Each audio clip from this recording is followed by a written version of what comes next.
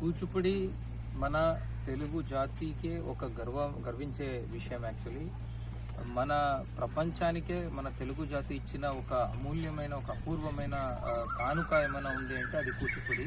ఇలాంటి కూచిపూడి కృష్ణా జిల్లాలో ఉండడం ఎంతో గర్వకారణం. ఈ కూచిపూడి గ్రామంని మనము ఒక పర్యాటక కేంద్రంగా తీర్చిదిద్దే దిశలో, మళ్ళీ ఇక్కడ ఇంకా ముమ్మరంగా కూచిపూడి కార్యక్రమాలు నిర్వహించే దిశలో ఒక ప్రణాళిక సిద్ధం చేస్తున్నాము.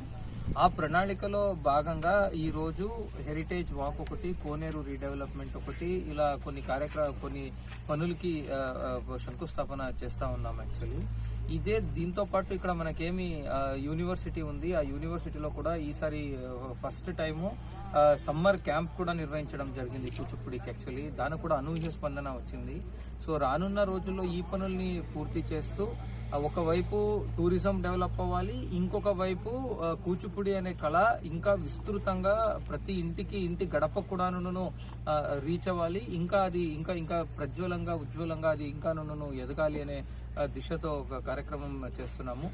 ఈ కార్యక్రమానికి ఎప్పుడూ కూడాను దాని వెనకాలే ఉండి ఎప్పుడూ కూడా ఈ కార్యక్రమం గురించి తరచూ ఫాలోఅప్ చేస్తున్న ఎమ్మెల్యే గారికి, మళ్ళీ లోకల్ స్టాఫ్ అందరికీ కూడాను నేను కృతజ్ఞతలు తెలియజేస్తున్నాను. Thank you. కోనేరు ఏదైతే ఉందో దాన్ని మొత్తం కళాక్షేత్రంగా మొత్తం డెవలప్ చేస్తూ ఒక రూట్ మ్యాప్ కనెక్టివిటీ చేసుకుని 3 కోట్ల నిధులతో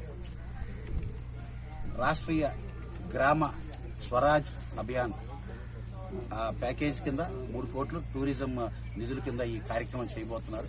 దీనికి జిల్లా కలెక్టర్ గారు ప్రత్యేక శ్రద్ధ పెట్టి దీన్ని సార్థకం చేయాలి. కృష్ణా జిల్లా కూచిపూడి ఉండటం అనేది ఒక అదృష్టం. దీన్ని ప్రపంచవ్యాప్తంగా టూరిజం హబ్గా చేసి దీన్ని ఇంకా ప్రమోట్ చేయాలని ప్రతిరోజు అవేర్నెస్లు ఆయన కృషి చేస్తూ నాతో పలుమార్లు మాట్లాడుతూ ఇక్కడికి దాదాపుగా లాస్ట్ 3 months లో ఆయన 6 సార్లు విజిట్ చేసి అధికారులందరినీ పిలిపించుకొని ఆయన ఎమర్జెన్సీ విజిట్స్ అన్ని కూడా పెట్టుకొని దీన్ని డెవలప్ చేయాలని ఒక మంచి సంకల్పంతో ఆయన ఉన్నారు. దాని దిశగా ముందడుగులు పడ్డాయి. ఈరోజు శంకుస్థాపన కార్యక్రమం మొదలుపెట్టాం. దాదాపుగా ఎమర్జెన్సీ యుద్ధ ప్రాతిపదికన దీని పనులు చేపడుతున్నాం.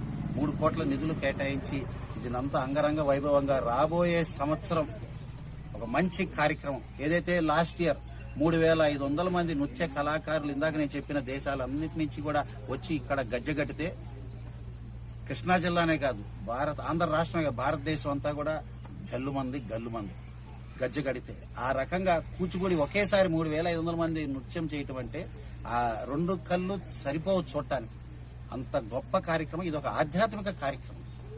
విశ్వవిఖ్యాత నట సార్వభౌముడు స్వర్గీయ నందమూరి తారక రామారావు గారు ఇక్కడే జన్మించి నడయారు. ఈరోజు చరిత్రకారుడిగా ఆయన యుగ పురుషుడిగా ఉన్నాడు. అదేవిధంగా పింగళ వెంకయ్య గారు భారతీయ జాతీయ పతాక రూపశిల్పి ఇదే మండలం బట్టపెనూరు గ్రామంలో జన్మించాడు. అది కూడా కృష్ణా జిల్లాకి ఎంతో గొప్ప గర్వకారణం. ఈరోజు కూచిపూడి